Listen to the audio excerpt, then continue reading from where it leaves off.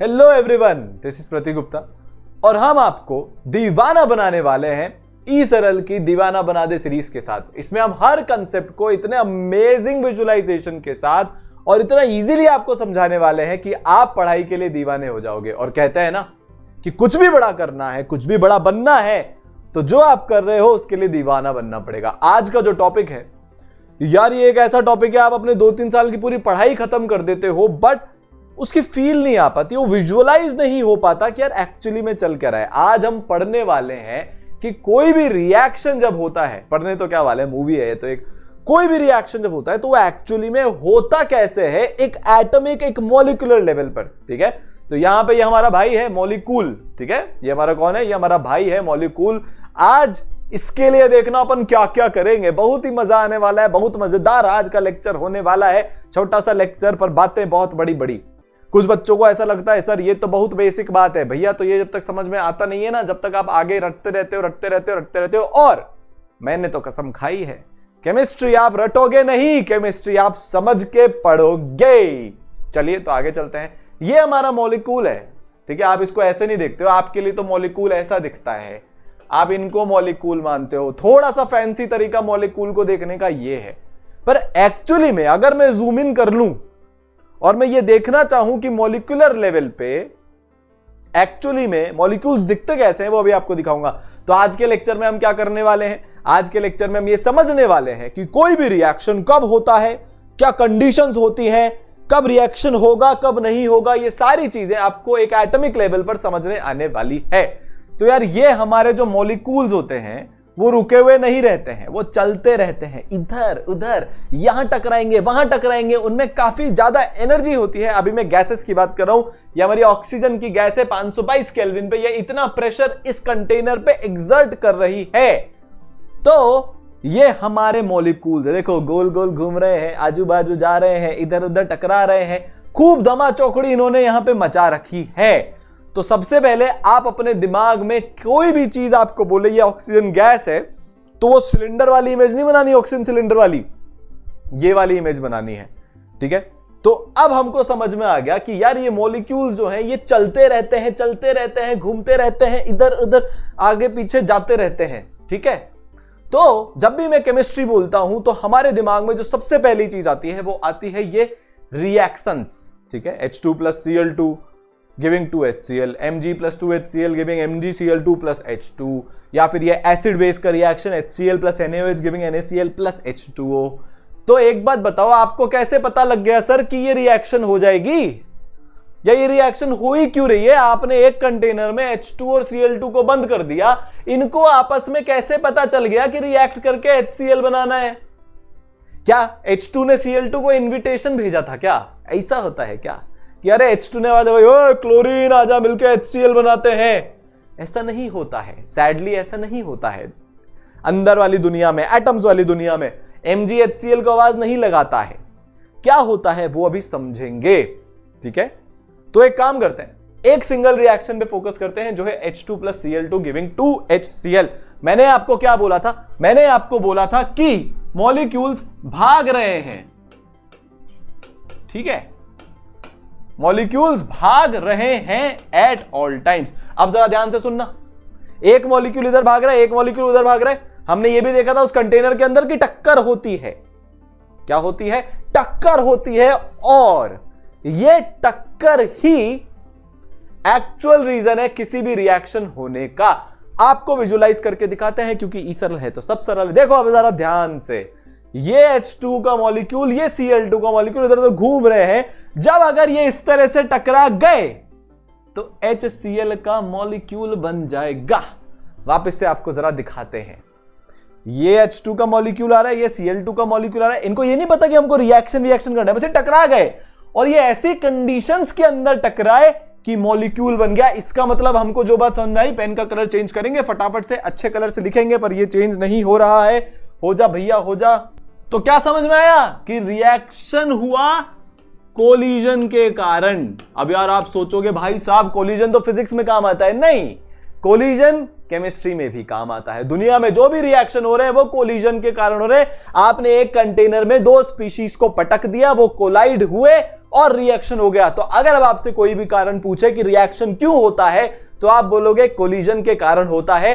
और ये रिएक्शन होने की भी हम एक थ्योरी बना देते हैं जिसको बोला जाता है कोलिजन थ्योरी। बट आज का मुद्दा कोलिजन थ्योरी नहीं है। अब आपके दिमाग में सवाल आएगा कि सर अगर मैं कोई भी दो मॉलिक्यूल को पटक दूंगा एक कंटेनर के अंदर तो क्या वो रिएक्ट कर जाएंगे क्या? मतलब आप ऐसा बोल रहे हो कि अगर मैं यहां पे He डाल दूं और उसके साथ Cl2 डाल दूं तो क्या ये भी रिएक्ट कर जाएंगे क्या? आपको पता है इसका आंसर है नहीं नहीं नहीं नहीं, क्योंकि He तो रिएक्ट ही नहीं करता है।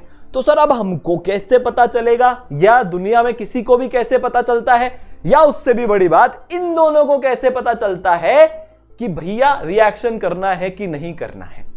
तो उसके लिए हम एक लेवल और डीप जाते हैं, आपको थोड़ा सा और समझाता हूं कि कैसे होता है। आप जरा ध्यान से देखना, मैंने इस मॉलिक्यूल को यहां से फेंका और ये इससे टकराया पर रिएक्शन नहीं हुआ। क्यों? क्योंकि टोटल एनर्जी कम थी जो रिएक्शन के लिए चाहिए उससे ज्यादा। एनर्जी बढ़ा के देख लेते हैं, एनर्जी बढ़ाई पर फिर भी रिएक्शन नहीं हुआ। सर रिएक्शन कब होगा? रिएक्शन जब होगा जब ये येलो बॉल इस पिंक बॉल के साथ अटैच हो जाएगी, तब रिएक्शन होगा। क्योंकि यहां पे रिएक्शन हो रहा है हमारा A plus BC giving AB plus C, ठीक है। बट आप यहां पे देख रहे हो कोई रिएक्शन नहीं हुआ है, अभी भी A घूम रहा है और ये ऐसे के ऐसे ही है। तो यहां पे हमको दो चीजें समझनी पड़ेगी। पहली चीज तो कि सर ये टेम्परेचर का क्या लफड़ा है। सर यहां पे टेम्परेचर बढ़ाते हुए आपने ऐसा क्यों बोला कि शायद अब रिएक्शन हो जाए? अब जरा ध्यान से समझना। मान लो सीरियसली नहीं, मान लो पर आपको किसी के साथ मिलजुल के रहना है, ठीक है, मिलजुल के रहना है, आप समझदार हो, आपका इशारा काफी है। बट जो आपको चाहिए है ना, बंदा बंदी जो भी है, उसका पहले ही किसी और के साथ चल रहा है। चलिए बहुत बढ़िया, मतलब वो पहले से ही किसी और के साथ है। तो इन दोनों के बीच का रिश्ता तोड़ने के लिए क्या आपको एफर्ट नहीं मारने पड़ेंगे क्या? बोलो बोलो बोलो बोलो बोलो। सर मारना तो पड़ेगा, वो दोनों तो पहले से ही एक दूसरे के साथ हैं। तो हमको अगर भांजी मारनी है, हमको अगर इसको अपनी साइड लेके आना है, तो हमको इन दोनों के बीच में तकरार करानी पड़ेगी। तकरार कराने के लिए एफर्ट मारने पड़ेंगे। यह बात आपको बड़े अच्छे से समझ में आती है। ओ मेरा कोई वैसा मीनिंग नहीं था, वो सब नहीं समझेंगे हम, ठीक है। मैं आया आजा। अब इसको हम थोड़ा सा केमिस्ट्री की दुनिया में जाके देखते हैं। यार एक बात बताओ, आपने बोला ये BC एक मॉलिक्यूल है, मतलब B और C के बीच में, B और C के बीच में एक होगा बॉन्ड। रिश्ता जो मैं बोल रहा था, आप क्या समझ रहे थे? एक होगा बॉन्ड। बॉन्ड किसका? अट्रैक्शन का। बॉन्ड किसका? अट्रैक्शन का। तो अगर A को इन दोनों का रिश्ता तोड़ना है तो उसके पास एक एनर्जी होनी चाहिए है। इसको एक और तरीके से आप समझ सकते हो। मान लो मेरे पास ये दो बॉल्स हैं, ये एक मॉलिक्यूल है मेरा BC का, मैंने इनको गम से चिपका दिया। आप उधर से एक बॉल फेंक रहे हो A नाम की, और आप चाहते हो कि वो A नाम की बॉल इन दोनों के बीच की जो गम है, मतलब जो अट्रैक्शन है, उसको तोड़ दे। तो आपको क्या करना पड़ेगा? स्पीड देके A बॉल को फेंकना पड़ेगा। फेंकना पड़ेगा कि नहीं फेंकना पड़ेगा? स्पीड देके A बॉल को फेंकना पड़ेगा। तो जब हम बोल रहे हैं कि आपने स्पीड दी, तो हमने उसको क्या दी? हमने उसको हाफ mv² काइनेटिक एनर्जी दी।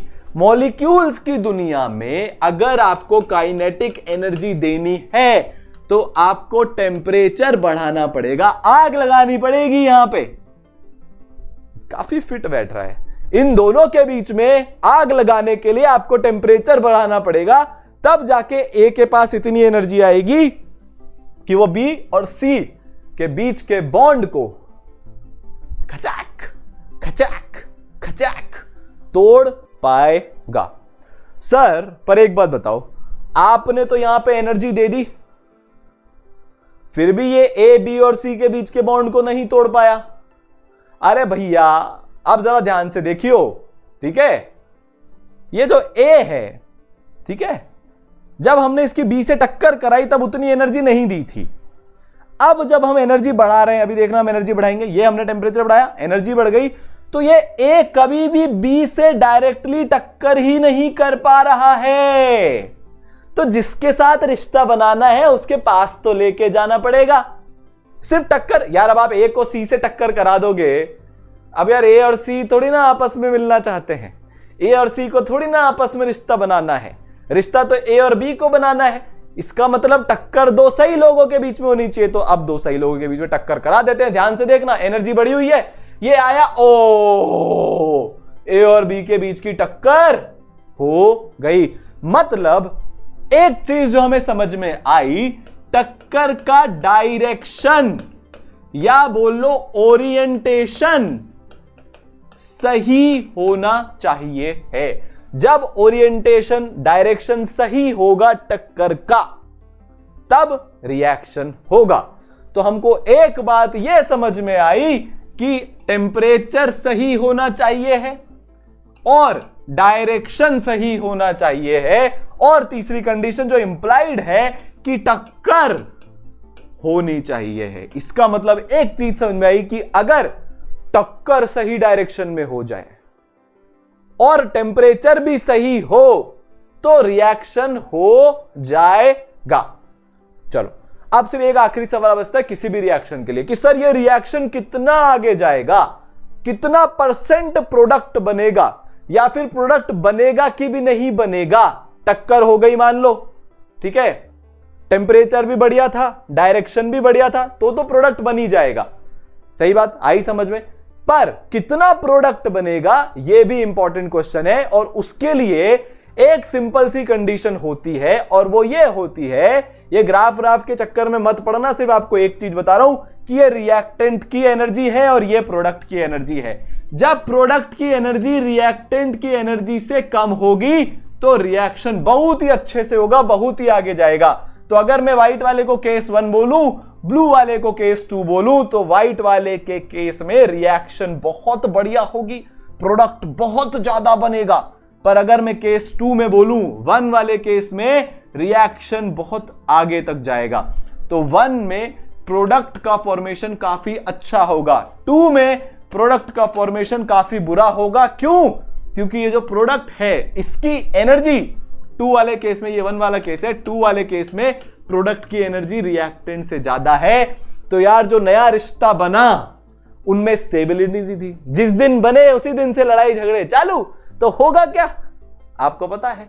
जो बी है हमारा, यार हमारा रिएक्शन यही तो चल रहा था, ए प्लस बी सी, ठीक है। अब आपने क्या किया, ए बी का रिश्ता बना दिया, पर इनका प्रोडक्ट स्टेबल नहीं है, ये आपस में लड़ते झगड़ते बहुत है, तो तकरार होगी इनके बीच में, और ये बी दोबारा से सी के पास उड़ते उड़ते चला जाएगा या चली जाएगी, डिपेंडिंग ऑन क्या हो रहा है।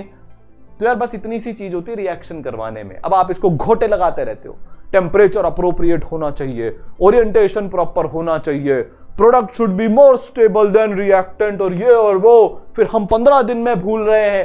अरे इसमें भूलने जैसा क्या है, नॉर्मल लाइफ की सिचुएशन है, ठीक है। तो हमको जवाब मिल गया है कि एक रिएक्शन में रिएक्टेंट्स बहुत अच्छे से प्रोडक्ट कब बनाएंगे, क्यों बनाएंगे, कैसे बनाएंगे, ये आपको आंसर मिल गया है।